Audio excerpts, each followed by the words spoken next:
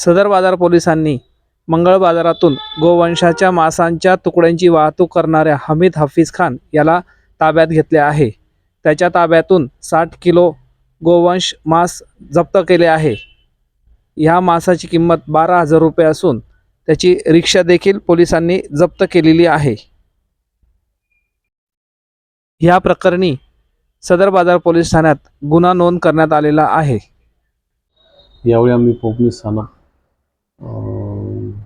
आज रोजी सकाळी 9:15 वाजता आम्हास माननीय PI साहेब यांना गोपनीय सूत्रधारामार्फत माहिती मिळाली की MH20 BT 8618 या क्रमांकाच्या रिक्षामध्ये गोमांस जात असल्याची माहिती मिळाल्याने आम्ही उपपंच असे माझ्यासोबत महिला police constable Magare madam, police constable Pawar असे मंगळ बाजार येथे गेलो असता वर नमूद रिक्षा धारक त्यास आम्हाला बघून पळून जात असताना त्यास पकडले असता त्यास विचारपूस केली असता की सदरचा माल कुणाचा आहे, त्यावर त्याने उत्तर दिले की अब्दुल कुरेशी जाफर कुरेशी वय 60 वर्ष राहणार कन्यानगर याचा माल असल्यावर त्यांनी माहिती दिल्याने त्यास घेऊन त्याला पोस्टला आणून सदर माल जप्त करून पुढील आरोपी हमीद हफीज खान यास देखील पोस्टला आणून पुढील कायदेशीर कारवाई करत आहोत। सदरचे गोमांस हे